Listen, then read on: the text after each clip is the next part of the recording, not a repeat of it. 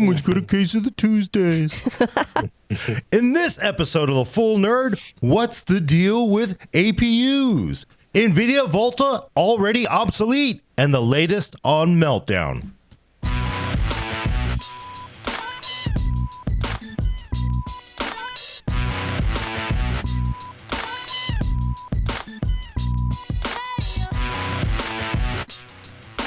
Welcome to The Full Nerd, episode 41, recorded on February 20th. I got the date right. I'm Gordon Mong, along with Brad Charkis. Adam upgraded the audios, so for the first time ever, I got to hear the intro song. Which is a big deal. Mm-hmm. Elena Yee. Hi, everybody. And Adam Patrick Murray controlling the vertical and horizontal. So for those of you guys who don't know, we just had a 3-day weekend in the U.S. And do you want to know what video game that I started and finished over this weekend? Gordon? Ooh, do tell. Bayonetta. Yes, I beat Bayonetta over this long weekend. It was great. Wait. Which platform? The Switch. Okay. Because, yeah. So what do you think, Gordon? You think you want to try it out? You know, I actually downloaded it. It's a good segue. I actually downloaded it on the Ryzen 2200G build last week. And I got to say, it's a pretty stiff game to run at 19 by 10 on the APU. Interesting. Well, it runs on my Switch. No, I mean, really it runs. Well. I mean, it runs fine. I'm just saying. Runs. I just sort of thought, this is going to be a console port. It's an emulator. You can run it on, a 5-year-old Android phone, but it actually is. It's a decently stiff game to run on PC. Yeah. So, what you normally then say is it's poorly optimized, but who knows? A lot of those Japanese action games really are poorly optimized, though. Definitely. Yeah. It just could be. Definitely. I took a nap on the couch. I didn't beat any games. Nice. Really? That sounds like the best game. My kids at had to all. go to school, so I'm just like, it's 1:00. I'm going to take a nap on the couch. Amazing. I did sleep in on, because I stayed up all night Friday playing video games, and I slept in on Saturday. More worship? Or Sunday. Maybe I slept in on Sunday. Yes. We know the answer to that. No, I think I slept in on Friday is what I did. Nice. Yeah, I did. Slept in on Friday? Play video games at 3 o'clock in the morning. Uh-huh. So. Weren't you here Friday? No, it wasn't Friday a holiday? No. Oh, well, Saturday then. Whatever. 3-day weekends are really tough. Really. You had your case of the Tuesday? I guess it was Saturday. I stayed up. No, that can't be right. It was Sunday. I stayed up all night on Saturday. Wow. You're spending a lot of time on this. Yeah. I can't remember. That tells you it's a good weekend. Internet television. The sad thing is, some people are like, the cool people are like, yeah, I was at this bar and we were out to. It's like, yeah, I was playing video games through the morning. That's actually a good thing. It's a lot cheaper. All right, it's a lot cheaper. Were you playing video games on the new Ryzen APU? I'm going to have to try that. It should be fine, though, because I've played the game that I played down on a GT 940. So, again, the performance of it is of the new APU. If you don't know, if you are under a rock and you just came out, AMD's 2 new APUs are out. Ryzen G 2200G, Ryzen 3 2200G. $99, $169 is a 2400. Both of them have Vega cores. Both of them are quad cores. You get Vega 8 CUs with the budget part, and then for the 170, you get 11 CUs. So right, and then the 170 part or $170 part is 8 threads, right? Yeah. So you get SMT on the 24. No, for your $70, you get 4 more threads and 3 more CUs. A little more clock. Not that much, but a little tiny more clock. Is that considered a Ryzen 5 part? Yeah, Ryzen 5 2400G is what, and they call it. It's got a 2 series name, even though it is not technically the x86 cores are still older 14 nanometer cores. They're not the new 12 nanometer Zen Plus stuff that's coming out, right? Gordon, can you give us our TLDR of your reviews? Yeah, so the TLDR, and I've been, it's awesome because you get basically, 2 to 3 times performance of the best, well, not the best you can get out of a socketed Intel IGP, right? So HT 630 is the best you can get it out of a socketed chip. You can get 2x, 2.5 to 3x of that performance, and it is very decent. Entry-level budget, discrete gaming performance. It's not quite a GT 1030. It is not quite an RX 660, but I got to say it's close enough that I'd have a hard time thinking it makes sense to do a budget GPU in some circumstances. So I was reading, I think it was a NAND Tech did a review too, and the way they phrased it is this devastates the market for graphics cards under $100. Yeah, it definitely sort of does. But you know what's interesting, because I love the thing, because I think the reception. You look at hardware reviews. Anybody who doesn't know, if you read hardware reviews of anything, you can sort of think of them as movie reviews, right? Ebert liked it for this reason. So and so we don't care about didn't like it, or the Gene Shalit didn't like it for this reason. It's all different. People have calling different. Him out. No, I mean I'm Gene Shalit. People have different tastes. There's different, and I gotta say, if you are absolutely building a super budget gaming machine, it does the job. It does the job really well. I'm super excited. I think it's a great part. Right. But, you know, again, this is not, there are some situations where you definitely don't want to buy an APU, right? And actually the one thing I was just looking at last week is like, you know, part of the reason what makes the Ryzen G parts so great, the Ryzen APU, is, you know, GPU prices are insane. But I couldn't believe that. I was looking at the historical prices on Amazon of 1050 and 1050 Ti parts. 1050 Ti parts sometimes would dip down to $115. I mean, and now they're more than $100 more than that. Back when it was normal, that's what you could get it for. Yeah, but so like to me, it's like, look, APUs are awesome if you're putting them up against, you know, like if it's 75% the performance of a GT 1030 or a RX 550. And sometimes it'll be the equivalent in some games. Yeah, okay, that makes sense. $100 video card. But you're looking at a 1050 or 1050 Ti. That 1050 Ti is going to smoke the APU. So I don't think it makes a lot of sense in that point. But you can't get a 1050 or 1050 Ti for $115. So no, you'd be spending probably minimum to, like, in an ideal world, you'd be spending minimum twice what you would for just one of these APUs. Yeah. So I don't know. I mean, you have any feelings on this, whether it makes any sense? I sort of said, what's the deal with them? Because it's like, if these prices come back to earth, I don't know what happens to APUs at that point. I think they're a really strong purchase because you don't have to buy another graphics card. If you're looking for budget entry level gaming, then GTX 1050 will add $150 to $200 on top of the cost of your processor and motherboard. Whereas with this, you just spend your processor and motherboard cost, and you have a thing that'll play games out of the box. Even the low-end one, I think, would be great for 720p, maybe high settings. You know, maybe some games at 1080p. That's amazing. I think it has a really strong value proposition. I think like right now, with graphics card prices being so high, if your graphics card craps out, I think it might be making a lot more sense, depending on what else you have on your PC, to go out there and spend the $150 on one of these chips and a motherboard and wait for graphics card prices to come back to normal. Yeah, and that's kind of what I think is what's so great about the timing of it is. Yeah, it's really well timed. AMD has just got like I think they have a DeLorean somewhere down there. Maybe. Like Lisa Su just gets in it, drives back, and like, okay, we can launch the part now. Let's wait 5 months. Well, why? just wait. All right. I can't tell you why. It'll ruin the timeline, but just trust me on this one. Yeah. But I mean, it's $100 for a thing that can play 720p gaming. I mean, it was playing, you know, Rise of the Tomb Raider. It was playing all kinds of other stuff. Yeah, I mean, that's amazing to me. And a Ryzen 3 quad core is still as powerful or close enough as powerful to what a lot of people still rocking older processors have in their PCs, I think. Right. So right. And, I think there's a lot to like in these.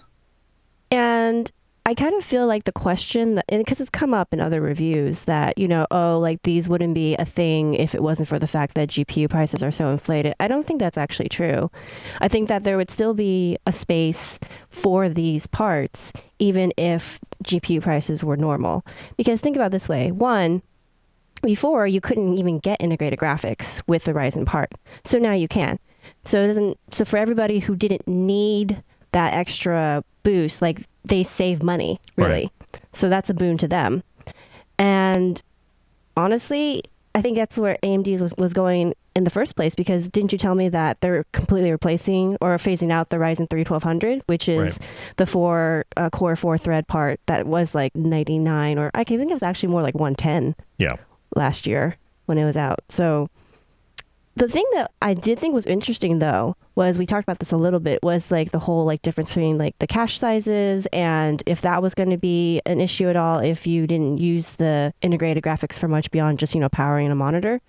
So I don't think we've seen any testing come out about that yet. Yeah, I didn't have time to do it. I don't think anybody else has yet. But just so you know, Ryzen 3 2400G has half the cache of a Ryzen 3 1200, which has what, 8 megs. This has 4 megs. Right. Also, but there's a key difference. The Ryzen 3 1200, which is a quad core, uses 2 CCX modules, and then they have 2 of the CPUs disabled on those 2 CCXs. I don't know whether they're bad or just it's simply done for cost marketing reasons. So you do have that inner CCX latency of one core or one chip talking to the other chip. There is a cost. There is a performance cost to that. It's been proven. AMD says, yeah, there is a performance cost to that in some things. The new Ryzen APUs, both of them are native quad-core parts. They're just a simple one CCX, so there's no inner CCX communication latency. But your cache, you do have less cache, though, because you don't have cache from both of those 2 CCXs. So the cache is cut in half, but you lose latency. The official message from AMD, just so everybody knows, is it's a wash. There's some things where you get more performance in games because you don't have the inner CCX latency, and then there's some games where the inner CCX latency will, or the larger cache will benefit you. So it's really, hard to say. I think they're saying, yeah, for the most part, it's a wash. Some things will be better, some things won't be. So regardless, I still think in this space, people won't really notice. No, and honestly, I think it really does fill in that gap because, it really did. I think it really did. You pointed out when we first did Ryzen reviews, people $99 CPUs, they don't $99 that go out and buy $99 chips. They don't want to also go out and buy a video card. No, because even if you get like some super cheap one, it's going to cost you minimum $30 to $40. Right. I don't feel like it goes really much lower than that. Right, and that's what actually was very attractive with Intel is every single part up to the high end you got IGPs, so you didn't have to have it. And if you're not a gamer or you're very, very low ambition gaming, it's fine. So and that was really a blind spot for AMD that they've now corrected. So and it speeds up the time of the build. Honestly, oh yeah, our build last week went so fast. Yeah, we were like the road crew. The state road crew were like, well, let's slow this down. Are you people going to watch one person do something now? Let's take another lunch break. Yeah. I'm really. Go ahead. I really hope that AMD is able to convince big box partners to jump on board and offer some systems with these, because I think if you start seeing $500 PCs at Best Buy that are capable of entry-level games and stuff like that, I think that'd be a strong selling point for AMD, but also for PC gaming in general, to say, hey, I can go to the Best Buy or whatever, Walmart, and get the thing that'll let me play League of Legends and even, Witcher 3 if I tone it down or whatever at 720p for $500, just go pick it up off the shelf. I would love to see that. I hope that happens. Yeah, and just to talk about some entry level, some gaming. I last week I loaded up a few games. I only got to try a couple of them. I tried some console game, Bayonetta. No, it's Rusty over on YouTube corrected me. It's the Bayonetta. The Bayonetta. Yeah. I thought that was the name of the console. Oh yes. I thought it was too because it sounds like one. Sounds like a Chevy, the Chevy Bayonetta. I don't know. Yeah. But no, I also did download PUBG. I haven't tried the other sort of games. All of the sort of common esports games, I don't expect there to be a problem with. But I did try PUBG, and I really want to see what you could do. And again, this is the bottom end part, and I think the RAM was at 2400. And I was seeing, and Adam watched some of this. We're kind of sitting there going through the different graphics variations. So 19 by 10, everything low, and draw distance I think was high. at high. Yeah. it was about 24 frames a second. Not great. Oof. But it's interesting because I found a video. I know that's not great. But I was looking at now online. Gordon loves console games. No, I was looking online and because this is about cost, right? It's. I will say if you want lower cost, consoles are great at lower cost. You want McDonald's food. McDonald's is great for lower cost food, right? Mm-hmm. But if you want a really good burger, you got to pay more money for it. It's hard to make that expensive burger for the same price as McDonald's, right? Mm-hmm. So, but PUBG, I one thing. So one guy, I just want to get this in because I was like, well, I didn't have a GT 1030 here. I didn't get it in time. This one YouTuber had video comparisons of RX 550 and a GT 1030, and they were both at same settings, 19 by 10, and the draw distance is very high, which you need for PUBG. They were getting about 28 to 30 frames a second. So same ballpark. It was the same ballpark. I wouldn't say it was phenomenally better, but I got to say I kicked it down at 720p, same settings, and really you were pushing 45 to 50 frames a second.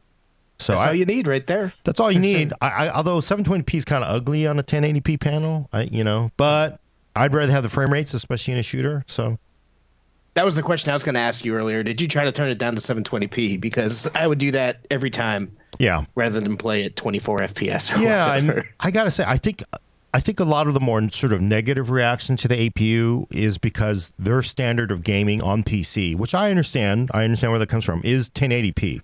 You want to see all gaming at 1080p on the PC. Realistically, this is an integrated part. I really think it's $100 for $100. It's a super solid. It's a super solid 720p part. Some games at 1080p, older games, Counter-Strike, that kind of stuff. But it really is. I think of it as a 720p high quality game. I know from my facial expression, it looked like I was about to argue with you, and I'm not. Yeah, okay. I'm mentally arguing with the people who are saying this. Because the other thing too is how many people are actually playing at 1080p? I mean, given how many PC gamers there are in the world in aggregate, like the percentage of people who are actually playing at 1080p aren't that dominant. There's a whole, if you look at the Steam hardware survey, there's a whole big chunk of percentages under 1080p. Yeah. Yeah, but I do wonder though, is that a problem with the Steam survey? Because it goes out and I think it looks at, hey, you have a 1080p panel. Does that mean you're playing on it at 1080p, or does that mean you're playing at 720p on a 1080p panel?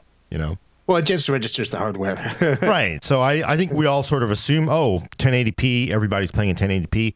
But, the biggest GPU on Steam is Intel Integrated Graphics. Yes. Besides Bejeweled, which my wife can play at 2560 by 1600. So, I mean, last year I put together this really old system from just I called it a Frankenstein build because it was just all these old parts that I cobbled together. So I threw in a Sandy Bridge era Core i3, a GTX 750 Ti, whatever RAM I could find. And I gave it to a friend because he had been playing on a Mac. Yes. And he's like, I really want to play more games, but I can't. for multiple reasons. One, because he's on Mac, and then two, because it's a laptop. So, the great thing about a Mac platform is that you can dual boot. You can have both Windows and Mac on one platform. That's pretty good at Mac Apple user. He was so happy when I gave him that old hardware. It was such an upgrade for him. Yeah. And I was just like, I don't even know how you've been surviving like this for how many years. That's what Ian plays with. Ian Paul, one of our contributors. He has a laptop that he uses this insane system. We have an article about it to rig up an external GPU. Oh yeah. He still plays Witcher 3 and stuff like that on a 750 Ti. Nice. Oh my God. That's got to be I just kind of wonder what it's like.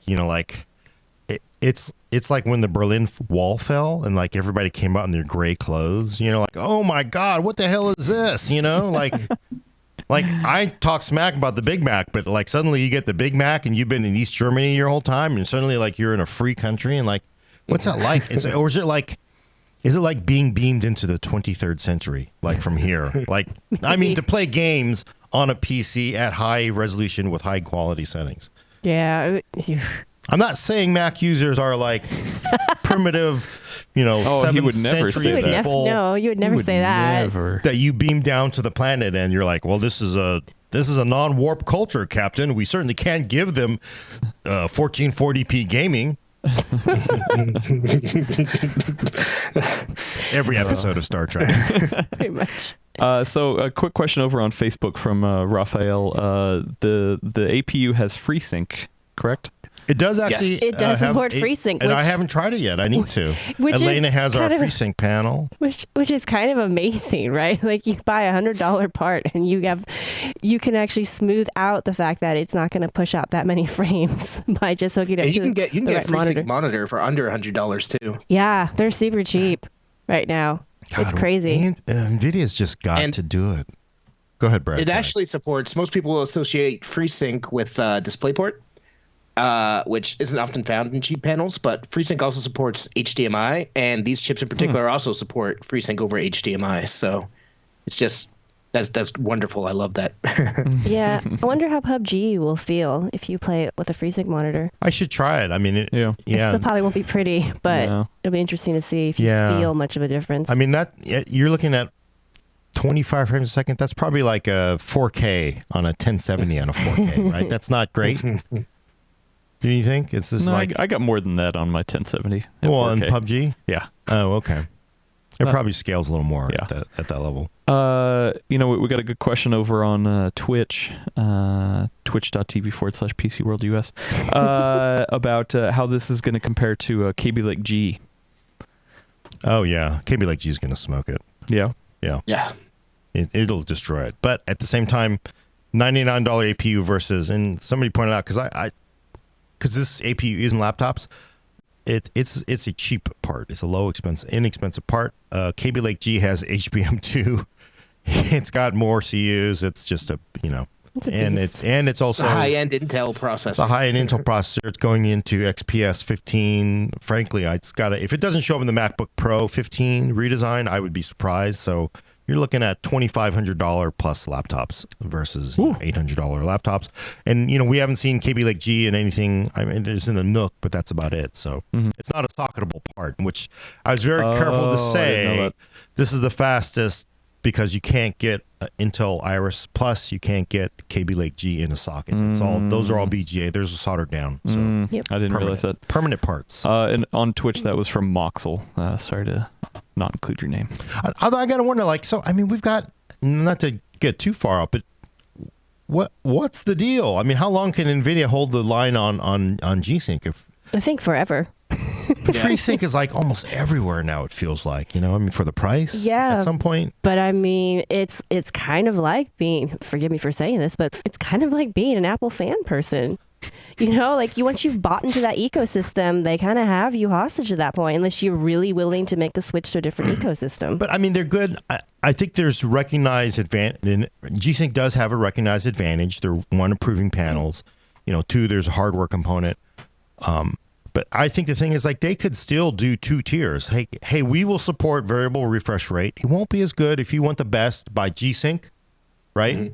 Because you will get all the magic goodness of G-Sync, but we will support variable refresh rate. I mean, they could, but also Apple didn't start pandering to the people until Steve Jobs was no longer there. So Yeah. I think it just really depends on, management's decisions and their opinions. Yeah. I think FreeSync and G-Sync matter a whole lot at the low end and the high end. I think if you're looking for the GTX 1060 RX 580 class, it doesn't matter so much because you're getting around 60 frames per second around there anyway. I think the 4K and the cheap budget parts, and NVIDIA has such a lead there in both of those that I think they have to worry about it less because there's nothing that compares with the 1080 Ti. There's Yeah. no reason for them to take away the G-Sync premium at that level. And when you get down to the budget chips, the GTX 1050 and 1050 Ti were faster enough over the RX 460, 560 that I would still rather get the GeForce card, even though it doesn't support FreeSync because it's faster. That it negates it. Yeah, I mean that is one problem because there's definitely way more FreeSync panels than there are actual Radeon cards out there. It feels like so. what does NVIDIA have to worry about? They've got nothing down the low. But I just kind of think it'd be great if they did that for just the gaming community at large. They're like, we will support it just to make everybody feel better. I mean, you've got your FreeSync panel. You're never going to get a G-Sync panel if you just bought a new monitor. So why don't we just enable the support just to be nice? I would love it even if they just did it in the budget parts. Oh, my God. I just realized Brad is wearing green and I'm wearing red. It's like Christmas all over again. Or we both have white letters. Yeah. Oh, funny. A quick question from Moxel again over on Twitch. Will current gen NVIDIA support HDR G-Sync monitors? Current gen ones? Yes, they definitely. Current gen G-Sync cards will support HDR G-Sync monitors. Cool. If you could buy one. Yeah, they're not going to run them great at native resolution because they're 120 hertz, 4K or ultra wide. Even the 1080 Ti will have issues coming anywhere near that, but it'll work with them. Cool. What else? Actually, so my feelings on APU are I think it's awesome. I think it's a wonderful part for what it is. But I'm going to ask you this challenge because this really is sort of this is one that's tough. $99 2400G system build. Wait, no, 2200, right? 2200. So Ryzen 3 2200G. Or do I build that, Elena and Brad and Adam? Mm-hmm. Or do I build on a Pentium G, that whatever 437474-7 with, which is a $60 dual core Kaby Lake part with hyperthreading and a GT 1030. So that's a $60 CPU and a $100 GPU versus a 2200G. I'd take the 2200G. Oh, really? Yeah. I probably would too. I don't like dual cores. Dual cores scare me these days, even with hyperthreading. There's a lot of games that just don't run great on them anymore. Adam? You got a feeling there? So it's basically GT 1030, which is a decent, 720p, 1080p low card for what it is. And a dual core Kaby Lake with hyperthreading, locked, but decent clocks, three something. 3.5, I think. It's like Jeopardy. I'll take budget CPUs for $100, Alex. If you're What building is Ryzen 3 scratch, 2200G? What? If you're building a whole new system completely from scratch, FreeSync plays into that equation for me as part of that. Because if you're building a whole new system, you're getting the monitor, you're getting everything. You can spend $100 on monitor no matter what. If you can get one with FreeSync, that makes the difference. That adds to the difference for me. And the upgrade path for me, since that motherboard, in theory, will support like Zen Plus, Zen 2 chips if I ever want to upgrade. Yeah, actually, Josiah over on YouTube says that same thing. He'd go for the Ryzen because it can upgrade easier. But Ruru2 says the Z370 motherboard will be your money sink, though. Yeah. Well, this is not a Coffee Lake part. So you can run, older, cheaper H. They have not. There's one thing that really does kill Coffee Lake for budget gaming is you got to buy Z series. For people who don't know, you got to buy Z series motherboard. Minimum 120, 110. You can get a Z, whatever, 270 or, H or B, whatever the heck it is. And then sort of also budget AMD boards for $50, $40 even. Depends if it's on sale, yeah. See, it depends on sale and depends on what it is. Depends if, what kind of stuff you want on it. Yeah, what you want on it and whether they even bother to finish the board. There's parts that are just missing. But it doesn't. Coffee Lake is non-existent for budget gaming because it's just you got to pay a lot for that premium for that motherboard. Can't imagine anyone doing it. But this is Kaby Lake, so Kaby Lake Pentium, right? So Pentium G, Kaby Lake dual core HT. I gotta say something because the thing is you can at least put a Kaby Lake, higher end quad core with. Sure, but I mean you're locked to that. Like chipset's kind of stuck where it's at. Upgrade path is pretty limited at that point. Yeah, and my own personal preference, even though I'm playing, devil's advocate here, is I'd be with you guys. I'd probably do Ryzen as well. My main reason is I see it as like I'm building an entry-level gaming box. I put the money into what I have today. And then 2 years from now, when, GPUs have come back to reality and I can get a better video card, then I can take the money I would have invested in that GPU, even though it's a $100 GPU, and I now buy a better GPU. So yeah, 1030 is faster than a Ryzen APU, but is enough to really make it worth it? I don't know. Well, and over on Twitch, eKind11 says, he wouldn't pick the Ryzen because they're very bandwidth limited, and he feels like that's going to affect certain games. Yeah, I mean, well, it depends. Do you mean the PCIe slot or in general? I'm going to imagine he means because you're using system memory. Yeah, that's what he meant. Yeah. So, yeah, it's and tough. You're still having to pay for really good system memory. No, I mean, you could get, DDR. Well, I don't know. These days, I don't think speed really factors into cost right now because, we also have a memory crisis kind of happening. Yeah. And prices are just all over the board. It's weird. So you could pay as much or more for 2133 as you can sometimes for 3200. It's really weird. Yeah, and I got to say, I was looking at even the price differential between 3200 and 2400 wasn't that steep anyway. It's We were like a couple bucks sometimes. $14. It wasn't really enough to really. I was looking around. I saw from like 10 to $20 normally. Yeah, but very small compared to the old days. One thing I will say is I have noticed that the Ryzen APUs can be a little finicky with memory.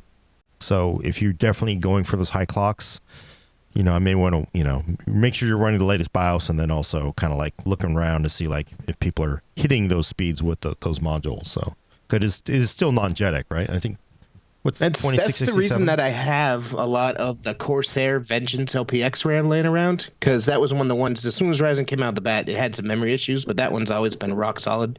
So I keep those around because I know those always seem to work just fine with every Ryzen build. Yeah.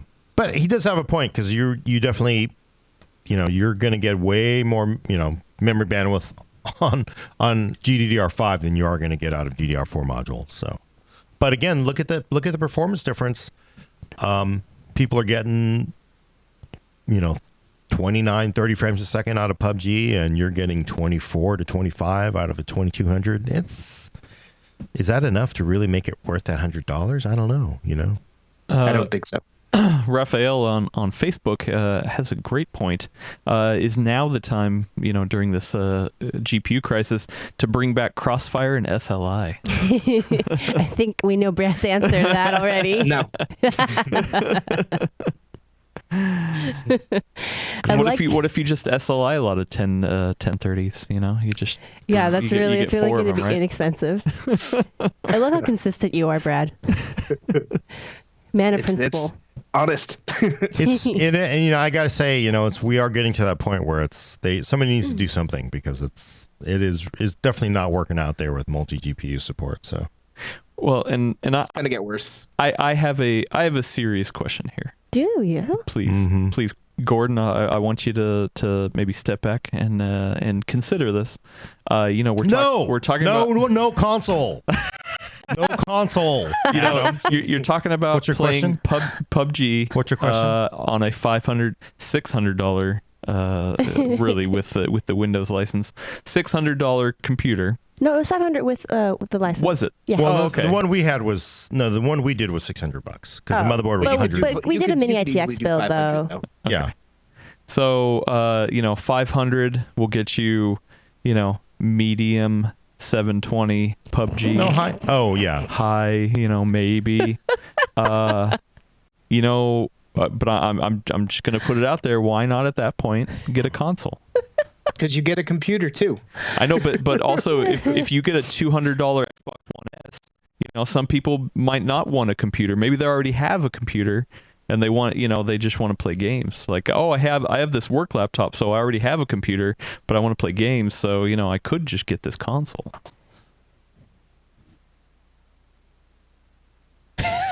On the advice of my attorney, I would like to invoke my Fifth Amendment right to not use inferior gaming hardware. I mean, you're not saying anything new, Adam. Brad proposed that, when the GPU crisis hit its flashpoint. I know, but it really hit home when Gordon and I was sitting there, huddling around watching, this thing kind of struggle a little bit with PUBG. But everything, in fairness, everything has been struggling with PUBG. Even on Xbox One, with an Xbox One X, which is the premium model, right? Yeah. Like that's struggled too. Of it wasn't well optimized but at first. You could struggle for $200 rather than $500. If the Xbox One X is $200. No, Xbox One S is 200. And you'll struggle just as bad, and it might, and it looks probably just the same. Well, I'll give you I will honestly answer this, and I do think. Oh, finally. No, I'm just kidding. No, I'll seriously answer this, Adam, because you always ask it. It's a different kind of gaming style. It's a different kind of gaming. Consoles don't compare to PCs. PCs don't compare to consoles, right? It's just a different. It's like asking me to drive on the left side of the road. I use mouse and keyboard. You can use that on the console if you buy a $100 reverse toilet flushing device to make keyboard and mouse work. But to me, it just doesn't make any sense. It's PC gaming is about PC gaming, right? What I don't understand is why there's always this.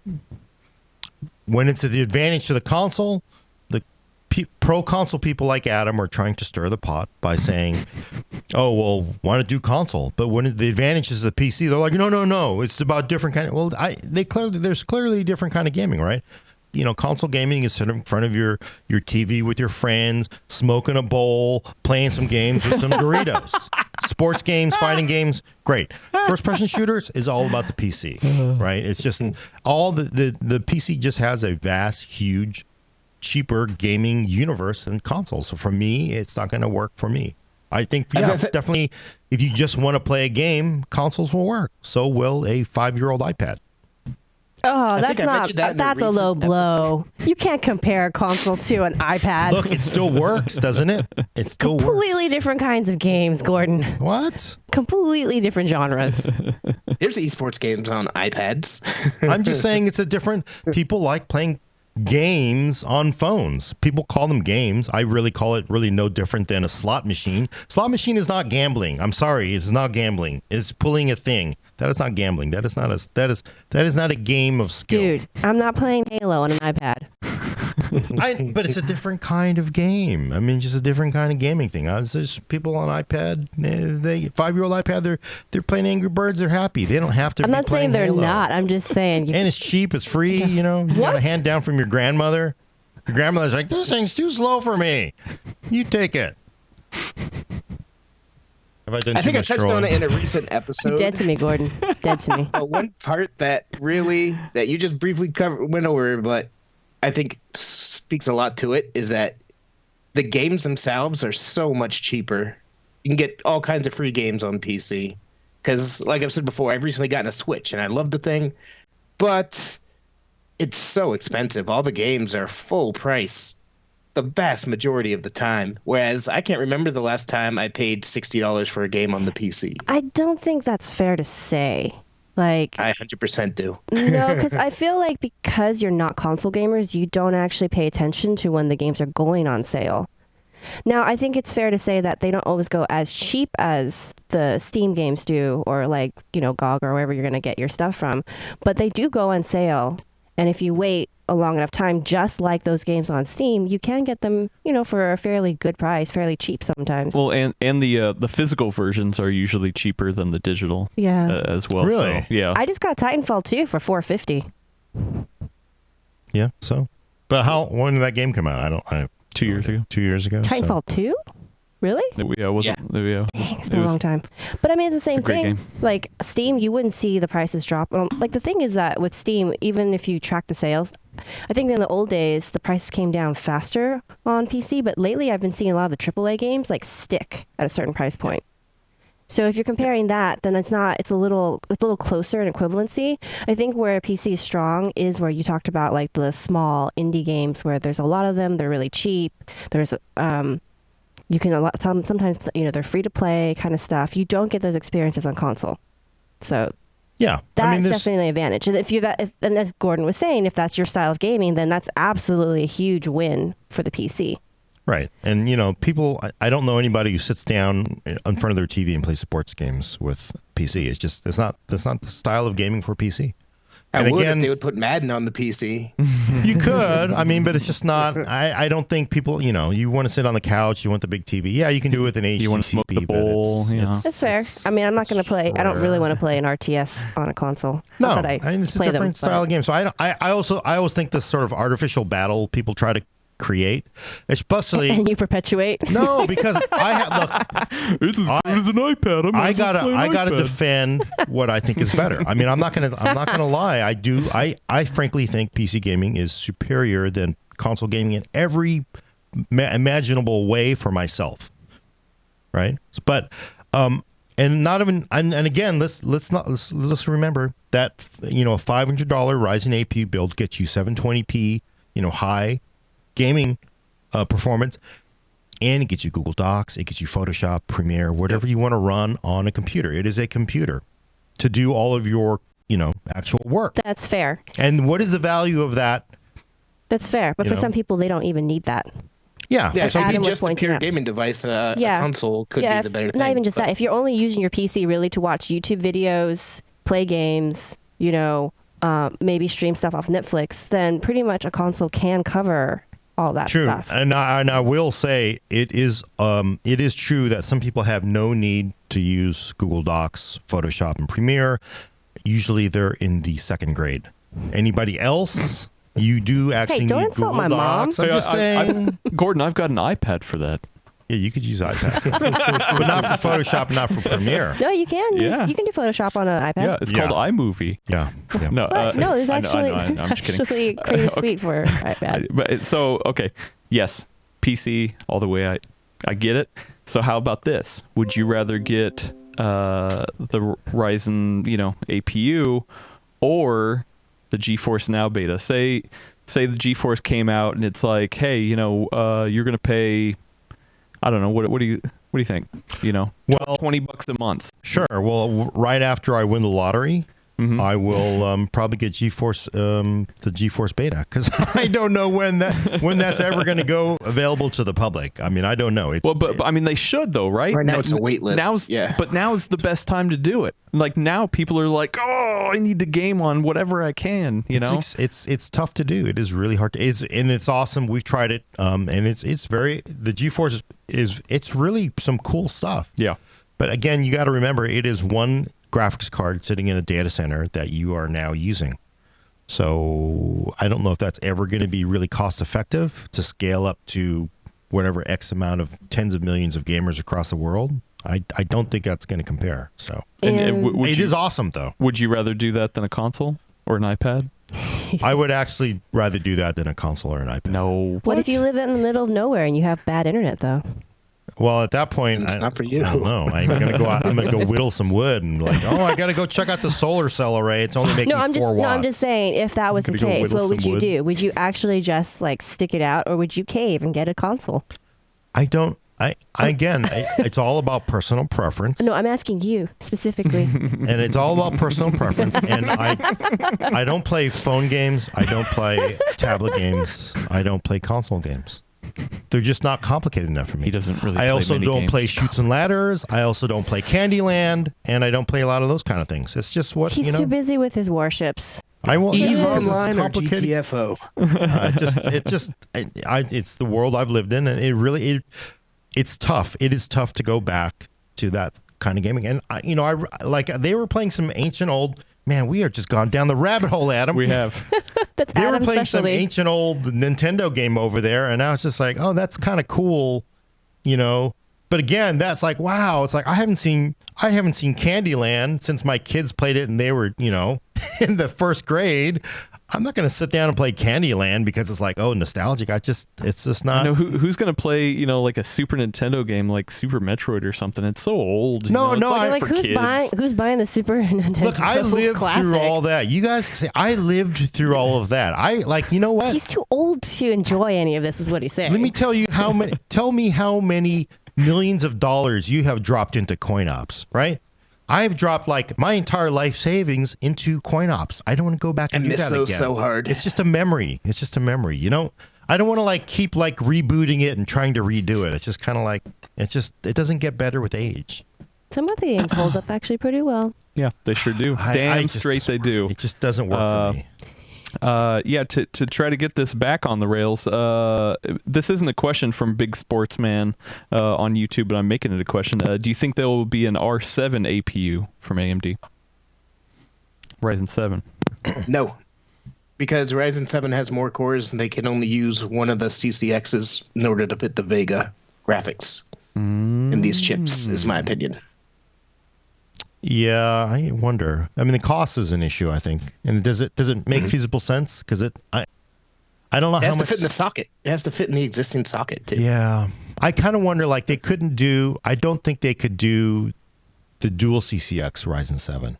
But maybe if they actually get to the point where it's a native, they're getting more cores in the CCX, down the road, whatever. Yeah, probably not this gen. Later on down the road, it can happen. On. Yeah. But I don't see it happening today. And then a lot of it doesn't make sense because you're not going to be using a Ryzen 7 with APU. I think for the most part, you're going to go out and buy discrete. So, which, I got to say, we all held it against AMD. To be fair to AMD, everybody's like, oh my God, you have $100 CPU and you don't have IGP in that? That's just stupid, right? Well, who the hell is using the IGP in their Coffee Lake, their 8700K, right? That's just wasted silicon to everybody. I mean, no one uses it. You can't. It's not a laptop. You're not running it when the GPU. You're running the discrete GPU on your desktop 100% of the time. It's not like a laptop where you can switch off to save power. That would be cool. But frankly, 8700K. 99% of the people are going to be running, gamers are going to be running, discrete graphics. So it's a waste of silicon at the high end. So I don't think it makes any sense. At the low end, yeah, makes plenty of sense. Atomic AJ74 on YouTube says, what about a Threadripper APU? You've got those. I have seen people chat about that. Yeah, oh my God. Those empty cores, right? Holy smokes. I have one outside. Uh-huh. I have the new Threadripper. It's the 12 core and it's with the integrated GeForce GTX 1080 Ti. Again, it's a high end part. You don't really need it. You just don't need it. I mean, it's just not, especially for gamers or anybody in content creation, they're not going to need an APU. I mean, even if there was a need for it, I think in that price band or tier, whatever you want to call it, I think people just accept the fact that they're going to have to shell out a little bit more. Yeah, I think so too. It doesn't, to me, make sense to waste R&D on that. Brad, same thoughts? Yeah, I think if you're buying the 18 12 core processor or whatever, then you want that space dedicated to computing cores, not graphics cores. Yeah. So unfortunately, no. And hey, you know what? Intel tried. It's called KB Lake X. No, I didn't even try it there. Sorry, that's never going to get old. Oh boy, we have I don't even know. I have not tracked time. We got the case of the Tuesdays. Should we move on, or do you have more questions? We've been going on for a while. I think this is a great discussion. I think we should move on. Yes. But before we do, I have a word from our sponsor, twitch.tv/PC World US. You can now watch PC World over on Twitch. You should definitely go sign up for it. All you lovely people. Brought to you by Twitch /PC World whatever US. US. US. Yeah. So PC World US. Not to be mistaken for the PC World in the UK. Okay. But for these paid advertisements, this is what happens. I usually pay myself money right back into my wallet. That's how it goes. Adam, you're on the take. You're taking I know, advertising right? I'm from taking yourself there. I know. So you're wait. It's a feedback loop. So yeah, let's move on to to NVIDIA rumors. Yeah, that's why Brad is wearing his green shirt. He's going to catch us up on what's up with the Volta's already dead rumors, man. Already dead? Yeah, maybe. Pretty much the rumor came out of Reuters. I've never been sure how to say that. Reuters. I think it's Reuters. That expected next month, so March, they expect NVIDIA's next generation gaming graphics chips to come out, and it'll be codenamed Turin. So not Volta necessarily, though it might just be a gaming variant of Volta. Not the Ampere name that was going around beforehand. But Turing possibly next month, which makes a lot of sense because next month is both the Game Developers Conference and NVIDIA's annual GTC, which I forget what that stands for off the top of my head, but their graphics thing. Yeah, I think it's the Graphics Technology Conference. It's their IDF when Intel did IDF. Mm-hmm. But so holy smokes, I didn't realize. Yeah, I forgot about Ampere. You think about it, like, so Volta is the one everybody's been talking about. Toss that overboard. Then we got Ampere, which I don't even know where that one came from. And then we toss that overboard, and now we have a new code name named after the famous cryptologist, right? Yep, Alan Turing. He, famous with cryptography, breaking the Enigma code, so which might be a hint towards maybe a crypto chip. Who knows? But he's also famous for his AI work. He developed the infamous Turing test, which is whether or not machines can mimic human interactions. So, yeah, fits. And there was a movie with Cumberbatch. What is his name? It was a good movie. I liked it. Yeah, actually, that was a pretty good movie. Yeah. Codebreakers? I forget what it is. Something. Who knows? But I gotta say that's 3 code names that have already leaked and have been thrown. 2 of them have been thrown overboard. I gotta say, it sounds to me like NVIDIA's kind of messing with all the leaks because I know it drives them crazy. It drives AMD crazy with the leaks that come out every day. It just sounds like maybe they're just floating all these trial things to keep people spinning and guessing. Maybe. You think that's a possibility? There's a bunch of different things that could happen. It still could be a Volta, basically, chip, but with all the tensor cores ripped out and stuff like that, an actual gaming chip. That's still the basic underlying technology without all the enterprise stuff in it, right? Yeah. Well, and do you think that's a viable way for them to go down? Like, NVIDIA has a mining, it's like right now you got the enterprise and the gaming. What if they had a third tier and it was for mining, and it's specifically meant for that, and it feeds their purposes, but it also doesn't interfere with the gamers? Maybe everyone wins. I'd love it. I'd love it if they could figure out a way to do it. I think it has to be baked into the hardware, so we're gonna have to see. It could be so many different things. I would really hope that we get an actual gaming GPU out of them soon, because like I've said, I think a couple of these before, those G-Sync HDR panels are coming out this quarter theoretically, and the cards that we have now can't power it. So hopefully we see a 280 Ti or whatever. I do. What would happen if if they came out with a mining? Because they have the resources. If they did a specific mining GPU, would they charge more for it? Because the whole idea is to stop screwing with the PC gaming side. I think that depends on its performance. If they can promise X amount of performance or longevity or something to make it actually targeted at miners, then I could see them being able to kind of section that off with a higher premium. But if there's no real difference, then I don't know if that's going to, 1, solve anything in terms of crisis, and 2, do anything other than just annoy people. Do you think they could do, this mining, so if you had a mining GPU, would they specifically make it bad for gaming then? Would they just How laser would you cut? do that though? Well, I think it'd be the other way around. Yeah. I think that they would put things in gaming GPUs to make them specifically bad for mining. Mm. Yeah. And they'd be fused off though. This is something you couldn't bring back, right? Mm-hmm. But would you specifically have to be a gaming GPU that is bad for mining, or it could be mediocre for mining, but then they would have a mining GPU that's great for mining, but it's fused off from gaming so that gamers don't then try to buy that card? Or I'm just they could. I would like the idea of that with no display ports, no connections, no outputs. We've already seen some of that. These cryptocurrency specific cards put out this generation. We've seen that from both AMD and NVIDIA partners. So if you put that out with no video connections, maybe lower the price, make it look cheaper than you would the equivalent gaming card. Really? And flood the market a bit. Yeah. Well, yeah, because pump out a bunch of those. Maybe still use Pascal or whatever they have right now. Keep it going. And make it cheaper. That's what everyone's saying in the chat too. Is that if it's cheaper and it still works, they'll eat up all the mining ones and the gaming ones. So I think the only way to make that is to say, hey, here are the mining ones and they're cheaper. There's no reason to ever go over there, because they just want the most efficient, cheap thing they can get.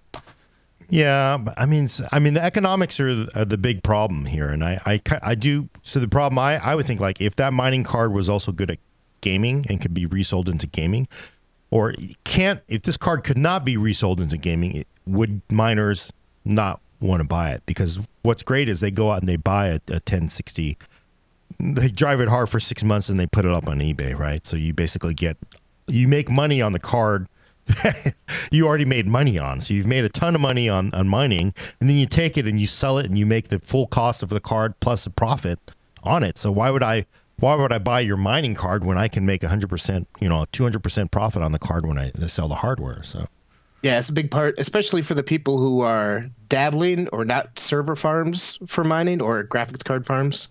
That resellability is a big part of the equation. And I think the dedicated mining graphics card that have already been introduced maybe didn't move as well as they were hoping. I think because of that, because a lot of people are like, why would I not just buy a normal 580 and then I can sell that to people when I'm done? Right. But if NVIDIA manages to introduce new mining dedicated cards and makes them more optimized for mining and makes it so there's no video outputs, there's no way that can be sold for gaming. So yeah, I'm just wondering how much of it drives that, like being able to recover the cost from it, though. Would miners do it, or would they? Couldn't they make the gaming cards just particularly bad at mining? I guess somehow in hardware intentionally. I would think so. I think they would need to do that in order to encourage people to pick up those mining cards. Yeah, it would probably change the whole mining scene too, because you'd have probably far fewer casual people just picking it up at that point. Right. I think that would make them the hero, wouldn't it? It would make them the hero of the gaming community if they ended up figuring out a way to do this. And if it's into what NVIDIA does, AMD tends to make one graphics card GPU and use it for everything. Whereas NVIDIA has Quadro, it has Tesla, it has the consumer things. Slotting a mining specific variant in there and being able to charge more for that eventually fits right in with what they do, I think. Right.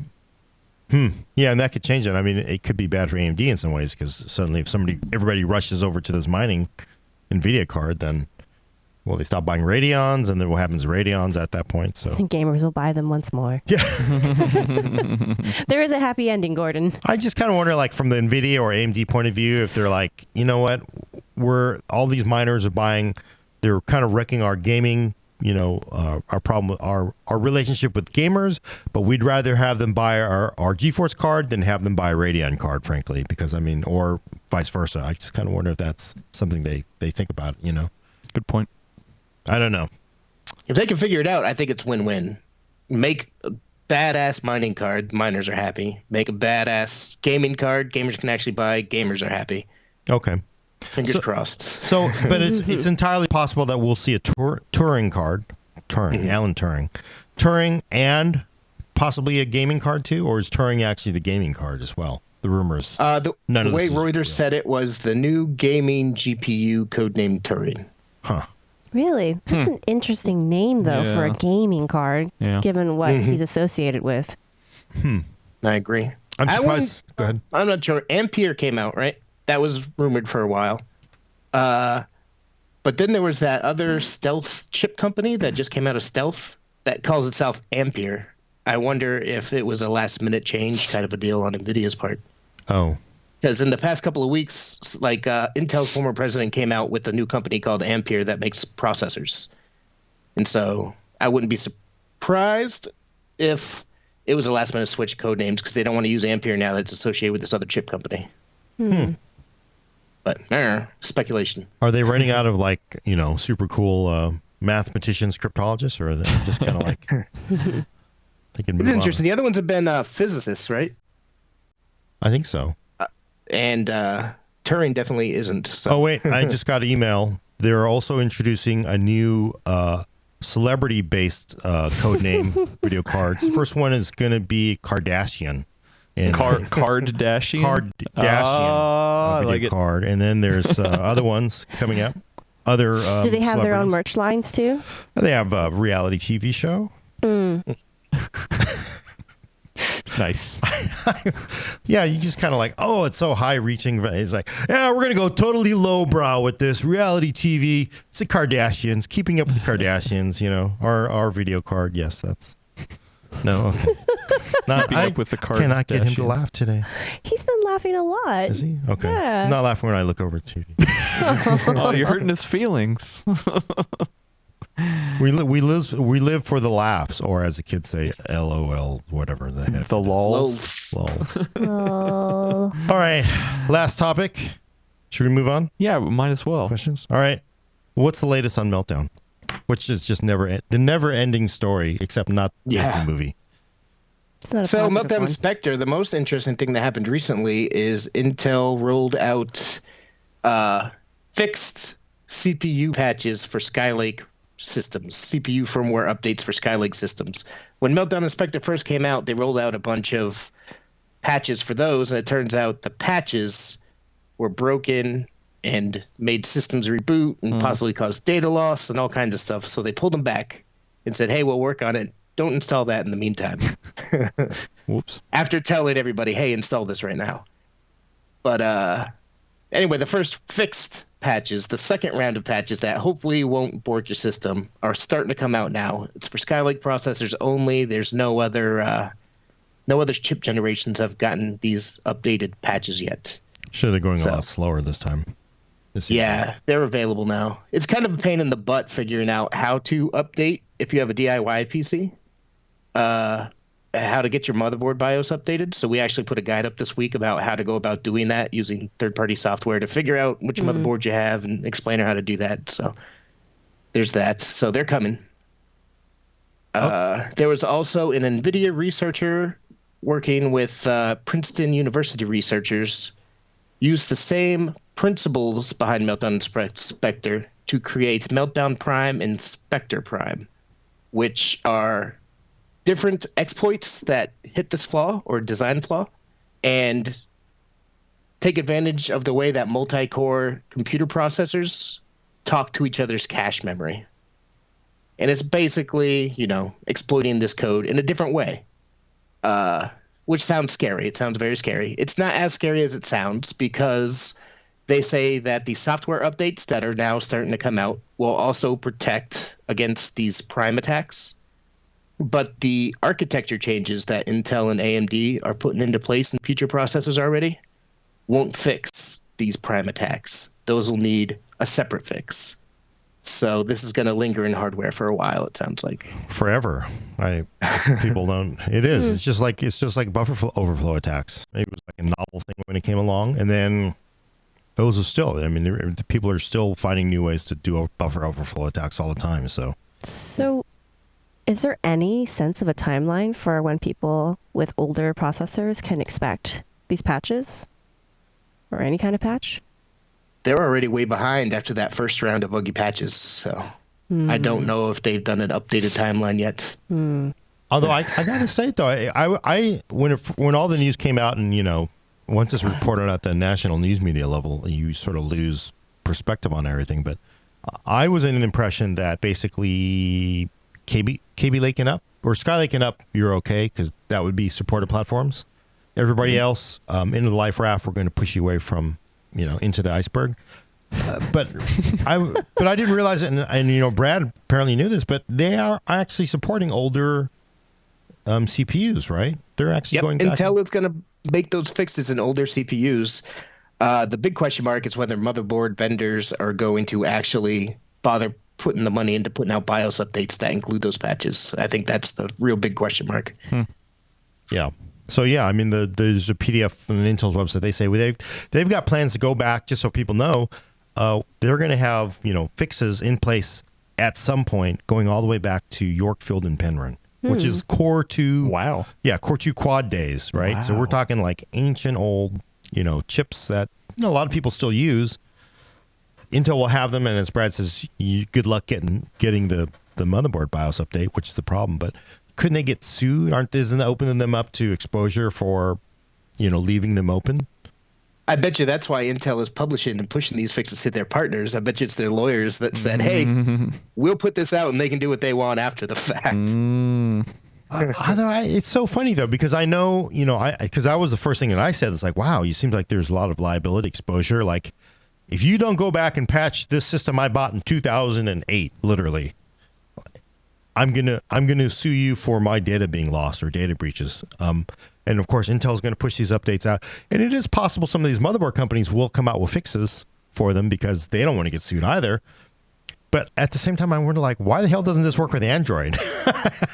Android is like, whatever. I just got this 6 months ago. Yeah, it's obsolete. It's open. There's no security updates for it. But people like Android, it's like, oh, okay. And I use an Android phone, but it's just like you're like used to it and like, okay, nobody even cares. It's just like an accepted fact that you will never get security updates for your phone after 12 months. Well, I think it's also easier on a phone to avoid doing anything that could be very like personal, because you have your PC to do your banking or, checking your 401k. I do all whatever. my gaming on my phone and tablet. Oh, do you now? I'm just kidding. Making most of that? Not at all. But I disagree though. I mean, honestly, if you broken like this laptop here, well, you got it. I wouldn't be too worried. But my phone, I'd be freaked out about more so than anything. Yeah, I feel like I have more personal stuff on my phone than. But I mean, my it's a PC. choice, right? Like, not everyone has to use their phone to an extremely personal level. I take all of my naked pictures of my PC with my phone, not my laptop. Wow. Yeah. There's an image. Duke. There's a whole subgroup on Reddit I share pictures of it with. I'm sure there is. It's not just the Reddit. PC. Oh, no. No, that's all it is. No, but I just don't understand why. Like when it's your PC, people get dead serious. Like, I bought this thing in 2007. And you better fix it and make it the most secure thing in the world, Microsoft and Intel, or I'm going to come over there and picket your office. They also pay more upfront for PCs than they do phones. Yeah, So but I mean, but look, when it's your phone, it's just like, oh yeah, I when don't did you buy this? disagree with you. I'm just saying the psychology of it is just based on, like, I think pricing to a large degree. Well, and there are a lot of people who do yell about the Android updates for They sure. do. So yeah. Yeah, but what do they do, Adam? Do they go like, forget you, I'm getting iPhone? And be like, oh, and brand new Pixel 2, Pixel 3 just came out. No problem, I'll get that. Yeah, well, Right. but I that's the thing, yeah, is that, the people who care about security either go, I mean, that's why BlackBerry was so popular for so long, and, those same people are going to Pixels, right? So, Yeah, I don't understand it. This weird double standard. I'm just saying, like, if in your mind all you see is like $20 a month, you don't think, oh, I'm actually paying $1,000 for this phone over time. You're just like, oh, that's not too expensive. But when you buy say this Ultrabook for $1,200, you remember that number. Yeah, but again, that's that same double standard, because you buy a $1,200 and this is $1,100 Ultrabook, $1,000, and it has a service life of 8 years. That's $100, less than $100 a year, right? I'm not saying your math isn't right. I'm just saying it's a It is psychology wrong. thing. My math is wrong. But I mean, but the weirdest thing is, like, I just bought an $800 Pixel 2 XL. Oh my God, is my wife listening? So, and then in 3 years, I'll buy a Pixel 3 XL for $800, right? It's just like, in 10 years, I will have spent something like $4,000 on phones. And in 10 years, I will spend $1,000 on my PC. But it's just, the expectations are so high on PC, whereas your phone, nobody cares about. I don't understand that double standard. I don't. well, but also I think Windows has a longer support cycle. Windows itself, it's like, hey, when they come out and say that we're gonna support patches for 10 years, it's different. People are used to being like, oh, I'm gonna get a new phone every couple years anyway. Well, but I mean, again, let's look at it this way. Hey, Microsoft is giving you a security update for your Pentium 4 based PC. Okay, it's like your Pentium 4 gets the same security updates as a brand new Coffee Lake or Threadripper box, right? Mm-hmm.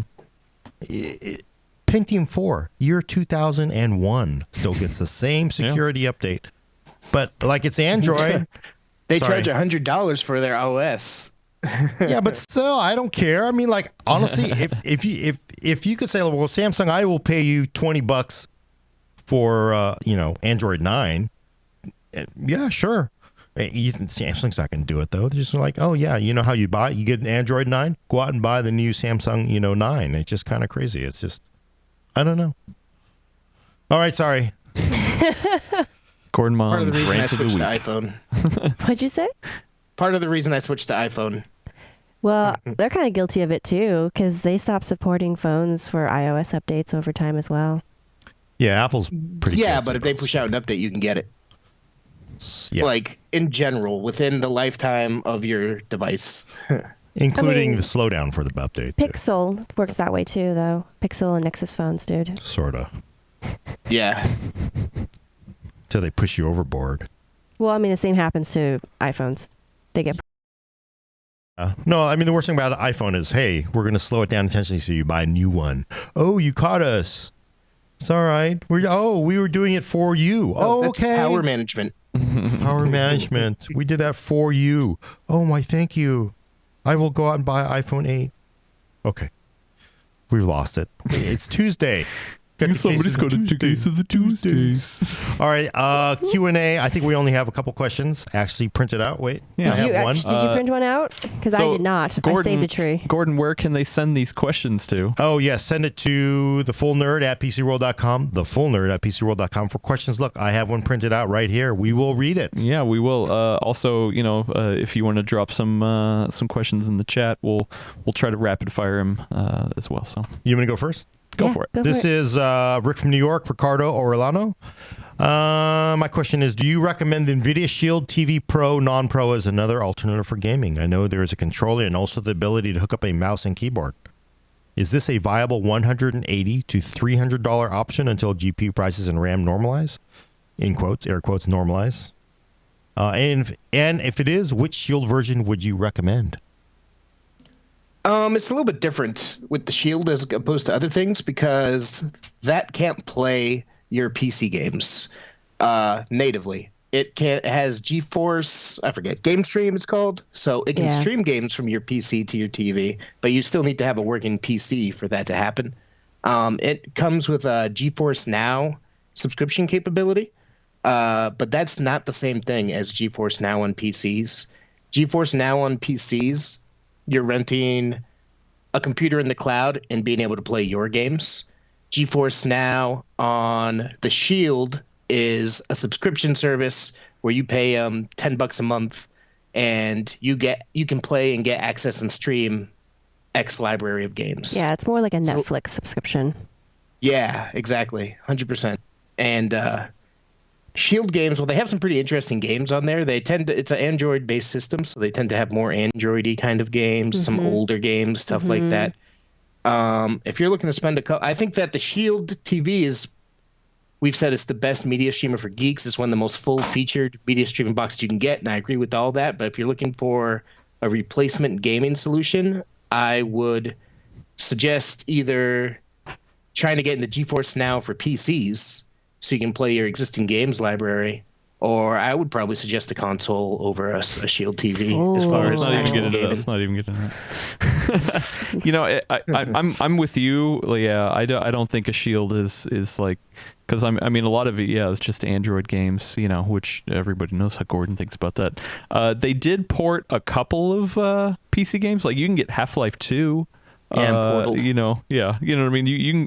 There are a couple traditional PC games over there, but yeah, I don't think it's really a viable replacement. What's the game? It's a badass little box, but I think it's supplementary. Yeah. I think it's better. It's better than what the Steam Link is doing and can do more.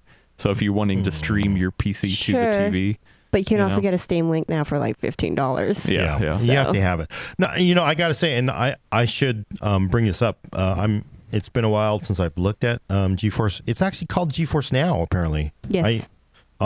Shield. Yes, that's why it's confusing. It's called this. I had to do a whole article about it when the PC version was announced at the last CES. GeForce Now versus GeForce Now. Oh yeah, I remember that. Explain the differences. I think there are some games. Actually, we did a AAA games on there. They're just older. So like Borderlands 2's on there. Batman Arkham Knight. BioShock. Everspace. I think Spec Ops: The Line might be on there. You can't access your existing PC library, though. No, it isn't. No. And it is $7.99 a month. So it's not. It's like almost Not bad. $100 a year. But you are streaming it, and they're saying 1080 quality. So GTX 1080 quality. Just Cause 2? Yeah, for Half-Life 2. Okay. No, this is streaming. I have tried this. When it first came out, I have a Shield at home. I did stream a couple games to try it out, and it was decent. Even is it a replacement? $8 a month for a year gets you to a GT 1030. So I don't know. I'd get a console over that. Really? Yeah. Yeah. Yeah. Yeah.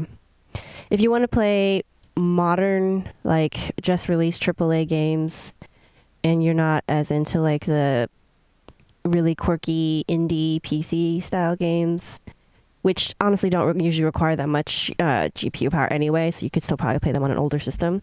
So if you only really want to play AAA games, console is the way to go. And I don't know if I haven't tried it in a long time, but I don't know if this supports multiplayer on stream. I don't remember.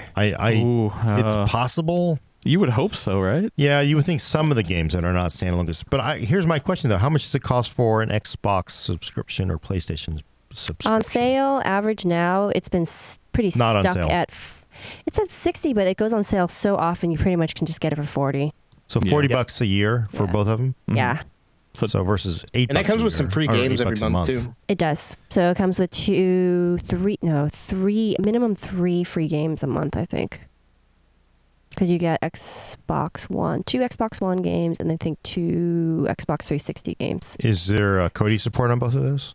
Kodi just came to Xbox One. Oh, how are they doing that?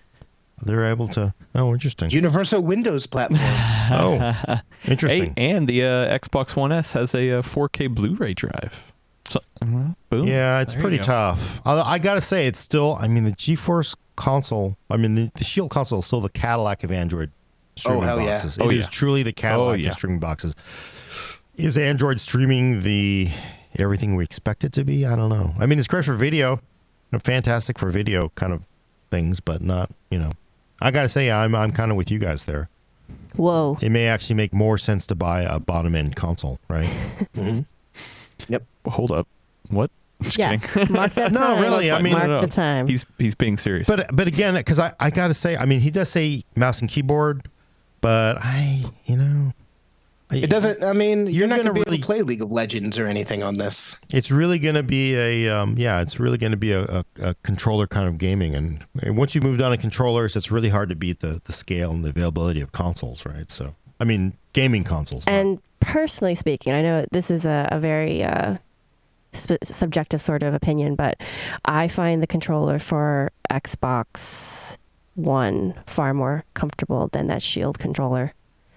And then there's also, the PlayStation controller, which some people love, and I can't do because of my wrist. inability to use PlayStation controllers is the. It's just weird to have the thumbsticks down here, dude. Just, I have the same problem. Like when I try to do this on my Xbox controller, it doesn't work. I'm moving mouse and keyboard for audio listeners. It doesn't work. It just does not do the same thing. Like this, every time I try, can't I'm imagine like, why. why can't I use my mouse, my high imagine why. DPI gaming mouse? So, Rusty Shackleford on yes, on from YouTube. Texas. Yes. He says, how worried are you guys that there'll be a price of silicon wafers rising? I'm not. I think we might have talked about this at the end of last week too. We did. But the price of silicon wafers is such a minuscule part of the overall chip cost that even if it does go up, as has been rumored, or I'm not sure if it's confirmed at this point, it will add minimal cost, like $1 or $2 to a processor. Yeah, and that's what analysts have told me over the years. The same thing as never factor in the cost of manufacturing. For the most part, like that, those kind of raw materials don't matter that much. It's all the marketing and the pretty colors and the ads. That's what you're paying. Well, there's plenty of steps that come after the silicon wafer as well. That Yeah, but it's not the design. It's all the R&D that goes into it, and there's just so much more than the sand that's been melted to make the chip. It seems like the impression I get. Good question though. We had a question. I do have a question. Go Let's for see. it. All right. So this is from Tom Nickel. I'm pronouncing your last name right. Hi, folks. Your recent article and video on pre-built versus DIY computers struck a chord in me. Within the last week, I've had to use Windows System Restore 3 separate times. I don't know why. Thankfully, my system is now stabilized. However, the age of my system, my motherboard BIOS dates back to 2009, and my hard drive is now almost 3 years old. Together with the incident I just mentioned, has led me to look into either buying or building a new PC. I've built my last 3 or 4 PCs. However, I am now retired on a fixed income, so I'm kind of paraphrasing here. The current pricing is concerning. Seems like research on eBay indicates that the components for a new PC, including new UPS and 5.1 surround speakers, would run somewhere around $975. Naturally, I would like to bring that figure down as far as possible without overly compromising performance. I should explain that I am not into PC gaming as such. Rather, I'm more into home theater PCs for various reasons. That being the case, and with pre-built versus DIY, and with the pre-built versus DIY situation you've described, how would you suggest I proceed? And so I actually reached out to him because I wanted to get more specifics about like what kind of home theater PC setup he had. I feel actually really bad for all the readers who actually write in, and I'm like, ooh, I want to answer that one, because then I like pepper them with questions. I'm like, well, what are your exact parameters? It's important. It makes a difference. Yeah, it really does. Because I said, like, well, when you say home theater PC, do you mean like, are you using it just for streaming, or are you like me, where you actually have like a capture card or multiple capture cards in there, and you're actually using it like a DVR? And he turns out that he actually is using it like a DVR. So he has I think it's what is it right here? An HD Home Run Prime cable card unit. He said it's got 3 built-in tuners. He's got a 1 terabyte hard drive dedicated to, recording all those streams. And then he says he's planning on upgrading to a 2 terabyte hard drive. He can't afford an SSD right now because they're a little expensive. And he actually mentioned going to eBay and finding like bare bones setups. And so after all this information, I would say 2 options popped out to me. I think if you wanted to still go with the DIY route, I think actually just building a Ryzen system with that 2200G would do really well, because if you're working with parts that are as old as like almost 10 years now, 2009. So Core 2 parts. Probably. Yeah, so I think that would be a nice bump for you.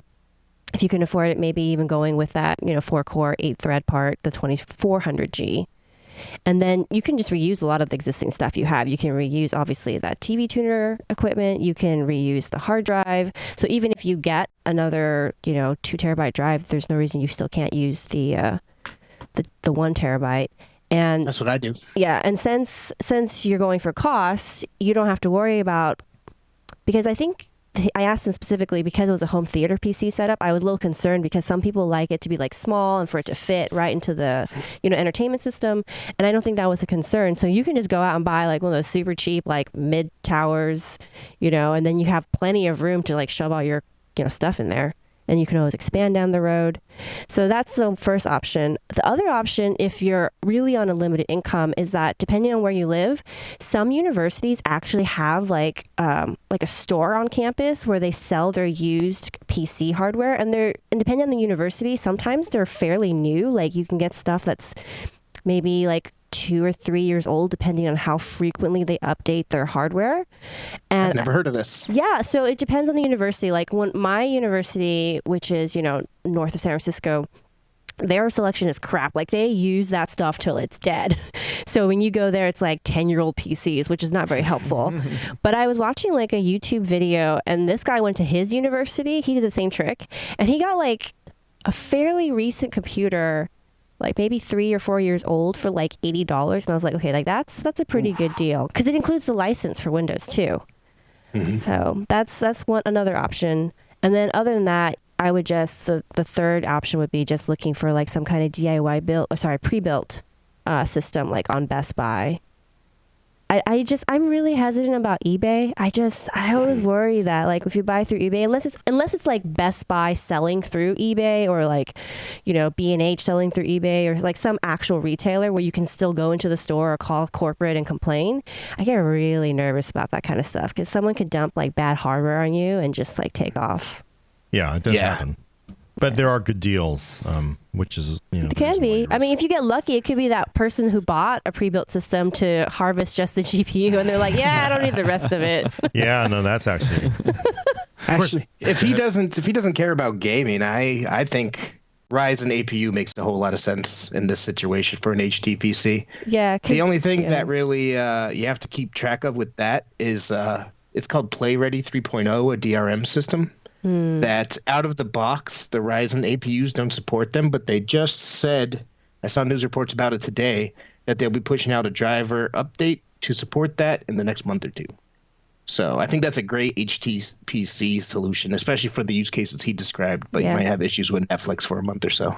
Yeah, I think they named at CES. They said like, yeah, we're they had the list of codecs that they're supporting and the like. So it supports all modern codecs. PlayReady, they have to support.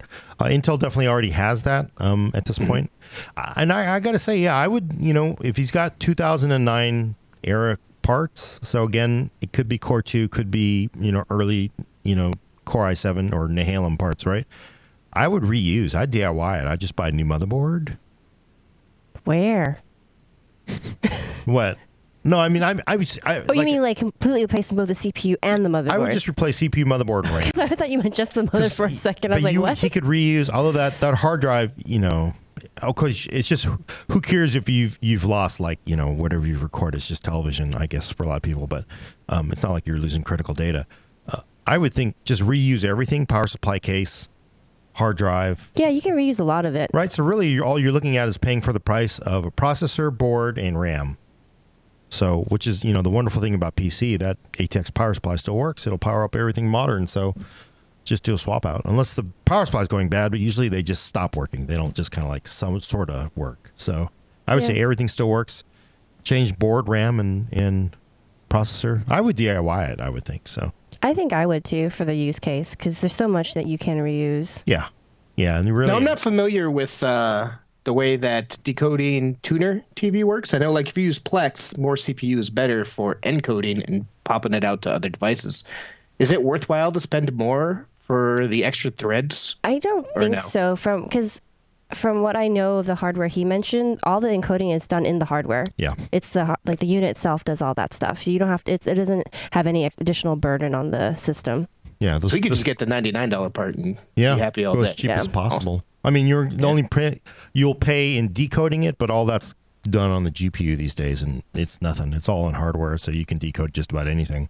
So yeah, and all the encode under these 3 tuner boxes, they do all the encoding. Yeah, and it's like over USB or sometimes over PCIe. So that was the thing for the longest time too, because back when I got into, kind of rolling my own DVR, the only ones that actually did like hardware encoding on the card itself were internal cards. You couldn't get an external unit for a long time that would do that. It was dependent on the system.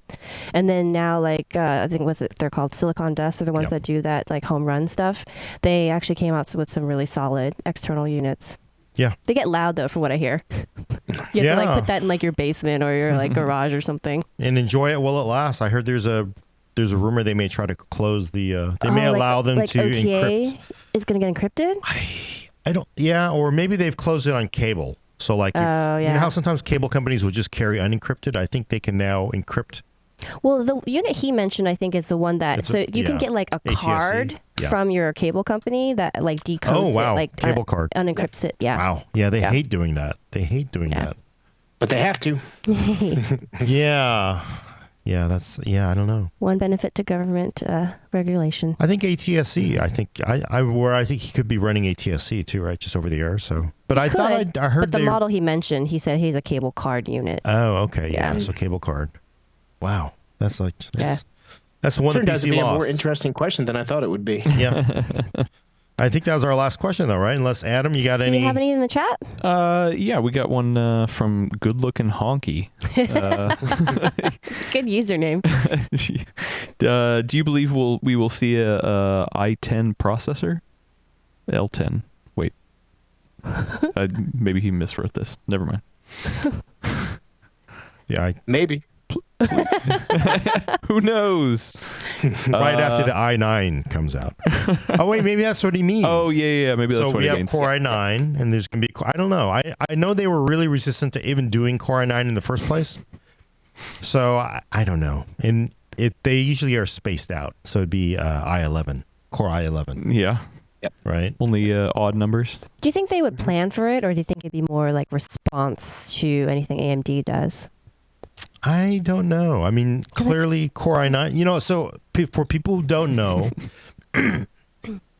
all of the test CPUs that everybody got for Skylake X, they actually, when you checked the CPU ID on them, they all said Core i7. Every single one of them identified in the BIOS and to everything. They told you it was a Core i7. And at the briefing that the media got, we were all told, like, look, we know these chips we're going to give you will say Core i7. We did that to fool everybody, to fool all the leak sites. We didn't want anybody to know it's called Core i9 to the very last minute. And they said it's a trivial thing just to have the production CPUs identify themselves as Core i9. So we did that to keep it a super secret. I 80% believe Intel on that. And then 20% of me says, oh my God, they got this Threadripper thing. We need something that's two better than Core i7. Well, it's Core i9. That's easy. It's two better. Core i7's good. Core i9, two better, right? So I don't know. I do, possibly believe them, but also it could also be, they don't want to come out and say, yeah, we had to come out and respond. No company ever wants to come out and say that. Well, I don't think they would ever say that. I'm just saying from where we're sitting, or where you're sitting rather, which one do you think it was? I don't know. I mean, leaks are a huge problem for Intel, AMD, and NVIDIA, right? So honestly, it leaked anyway. It didn't matter. It didn't leak till that day at Computex when they announced it, which is amazing because they told us about it. They did a phone briefing for us, I think Thursday or something like that. And then by Sunday, they announced it and it didn't leak. So I got to say it did work. That was effective. But, some part of me, there's always going to be some part of me that says we need to do something, big and bold and introduce a Core i9 as something big and bold. So, I mean, I'll never know. We'll never know, in fact. I wouldn't expect a Core 11 anytime soon, though. i11, whatever. i11? Yeah, I wouldn't expect to see that. Core i9, even if they have to expand the line, Core i9, it's new. They're not going to add another one, I don't think. Well, the problem with that, too, is what happens when we get the Core i13? You got to skip it. Bad luck. You can't. What, are you going to skip it? Only for... That's what they do in elevators. Is that really true, though? I mean... Yeah, I've seen elevators that don't have 13th floor. Man, Or in China 4. How many how many cores will we have to get to before they start expanding to that number, though? It could be something else, though. I just kind of... They should make Core 11 chips with the fancy new discrete GPUs that Raj's team is making. Crank it to 11. Oh, nice. You mean, but as a... Didn't they just break something out? I thought I saw something Raj's name in Intel. They're going to talk about it, yeah. They're going to... I didn't see the details before we hopped in here, but yeah. Huh.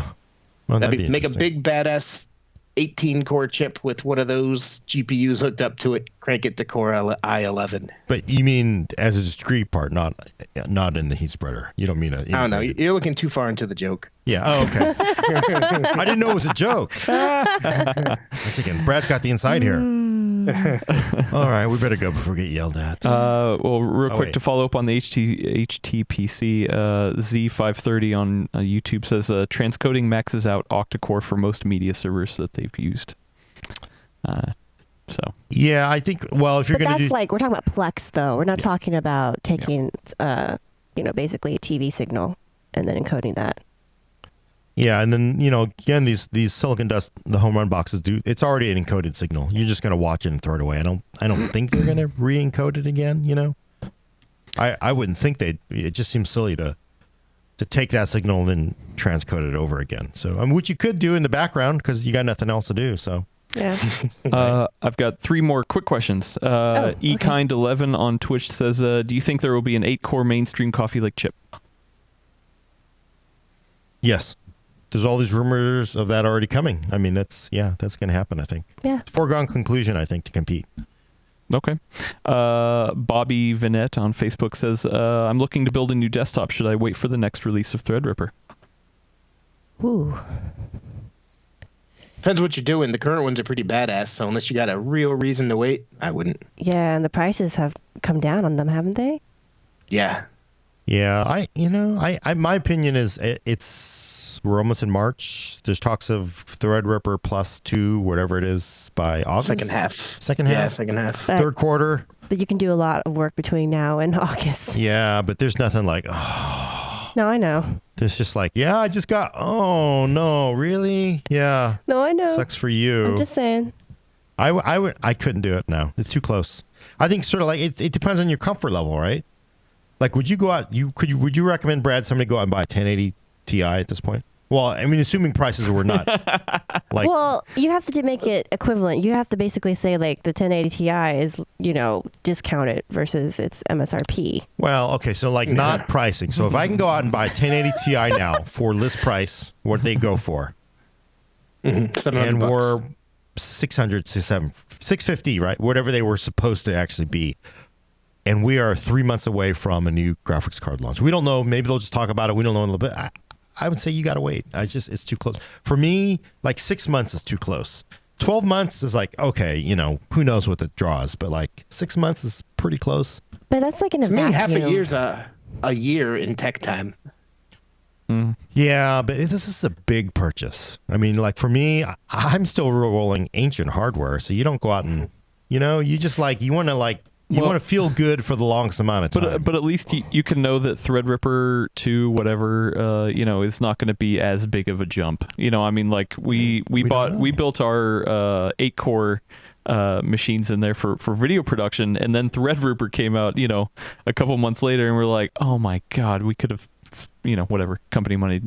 But, like that's a huge difference. You're saying like, from Threadripper 1 to 2, I mean, I don't know the what it jump's is, not though. going to be that big, it right? is. But even still, I feel like you're leaving price off the table, and it's not a vacuum, right? You're right. If it's like Adam and work is paying for it, buy today, buy 2. And then make one of them go home with you to test, okay? But that's not if it's building on its own. But no, like even 6 if months. even if he's building his own, like it's not as cheap as it was during Black Friday. But I mean, you're not going to be paying. I don't think like Threadripper 2 is going to be as low as Threadripper is currently. So if he can make a lot of use out of the machine now, between what is it? It's still February. That's like 6 months between now and August. Yeah. Then maybe it's worth the difference. And then if I were him, I'd do it now. There's nothing stopping him from selling that chip later. If Also, he needs to, and upgrading then because the I gotta go buy motherboard a should support. Samsung, the new what's it? The 8. I gotta go buy the 8. S9. Well, no, here's S8. the thing, Gordon. I'm going to buy the S8 right now. Can you reuse that case, though, for upgrading to an S9? So then you would have to hold out. I'm just saying, should I go buy an S8 right now?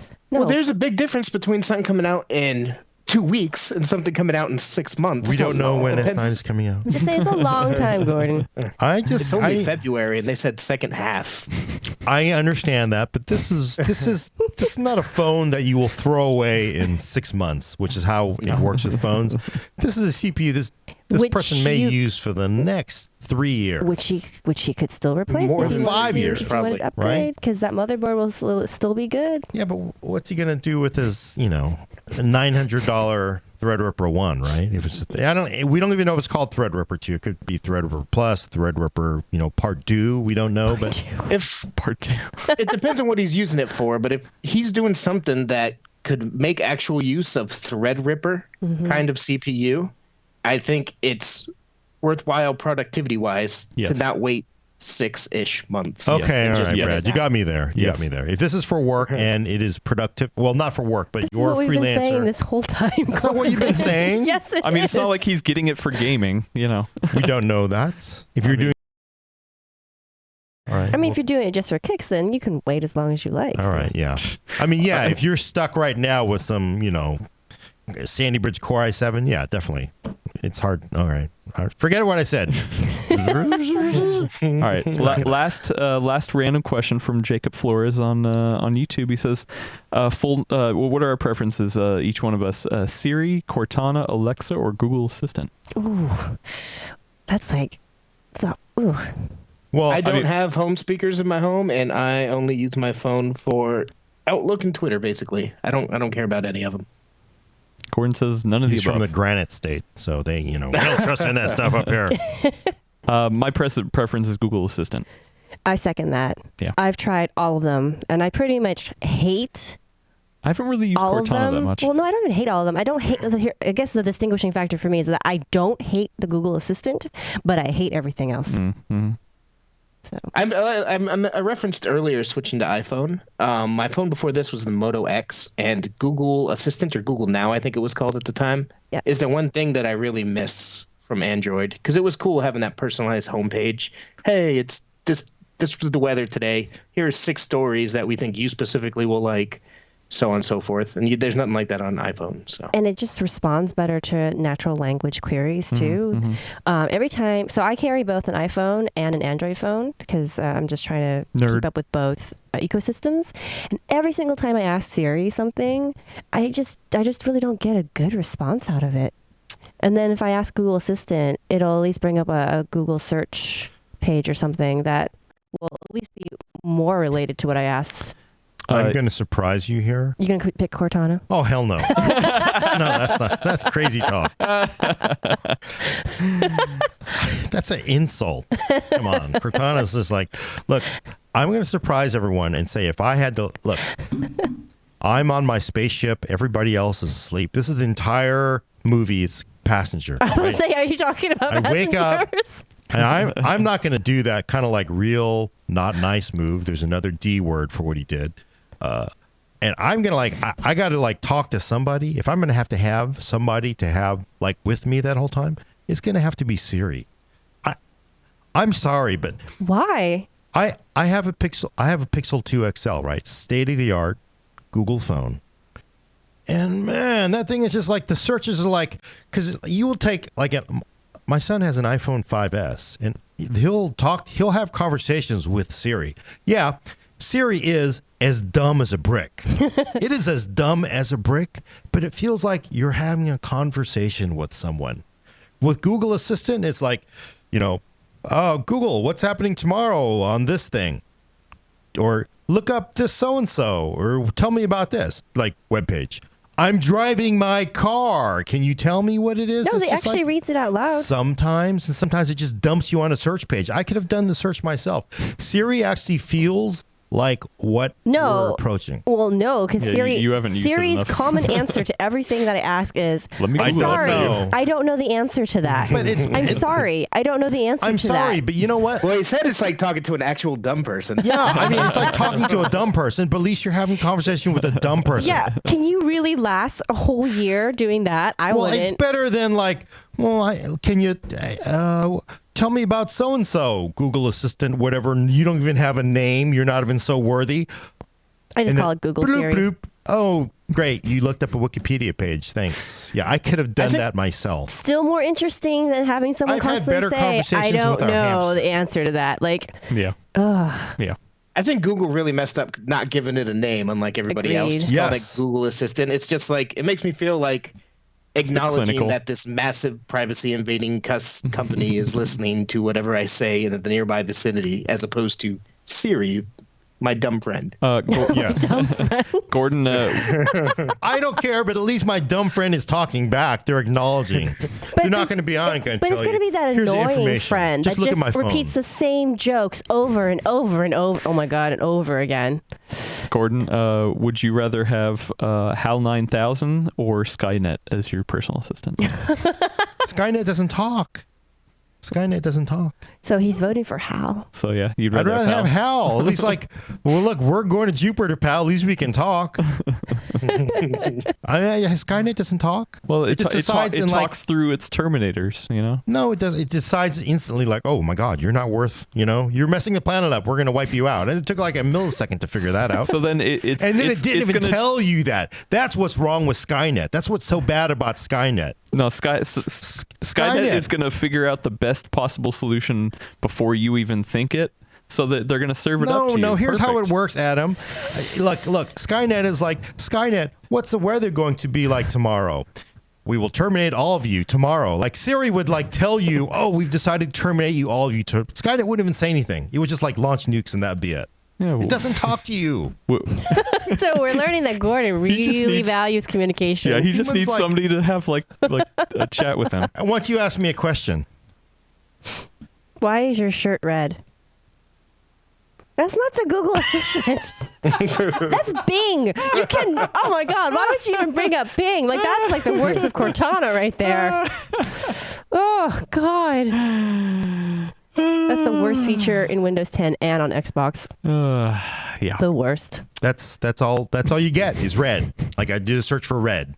And that No, your search says Reddit, World of Warship. well, that's because it auto corrected. But look, that's all you get. It's like, thanks Google Assistant for giving me a search for red, which anybody could do. You don't think that's a form of like conversation? Like they're being helpful. No. Way You know what better that than is? the dumb friend. Look, that is the entire It's like plot. having a concierge service. That is the entire plot of Castaway with Tom Hanks. All right. I don't want to be on the island with what is it? What's the character? It's the volleyball thing. yeah, what's the name of the volleyball? I can't remember. Wilson, right? It's like Wilson never answers.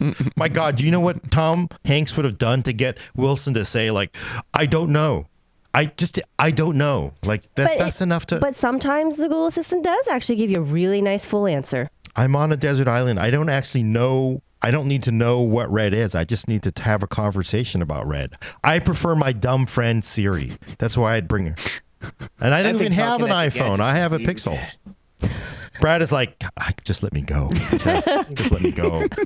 People walking down the street just talking at nothing. It's like crazy street people that everyone knows. That's what the world's turning into. Crazy street Siri? Any of them, just talking at your phone, walking down the street is weird. Yeah.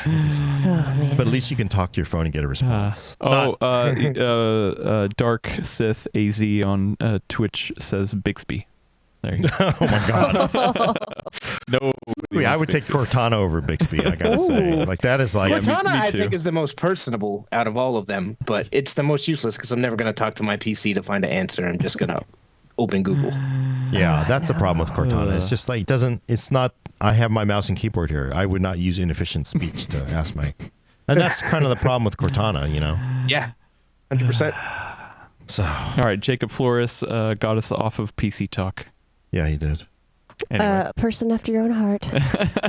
All right. Cool. Let's finish this, shall we? All right. So check back in 2 weeks for your fix of PC talk and aimless rambling about Cortana and Bixby on the Full Nerd. For audio listeners, check back on iTunes, Google Play, or Stitcher. And subscribe. I'm not reading this. That's why I'm getting it all wrong. Leave a review on iTunes, Google Play, or Stitcher. Every time you do, someone uses Cortana. Is that a plus or a negative? I don't know. Send questions and comments to thefullnerd@PCWorld.com. Thanks for coming. I'm Gordon Maong with Brad Charkis. Adios. Elaine Yee. Bye, everyone. And Adam Patrick Murray will take us out finally. Twitch.tv/PCWorldUS. Do it. Whoops. Kappa. Wrong. Oh, no. You didn't? Oh.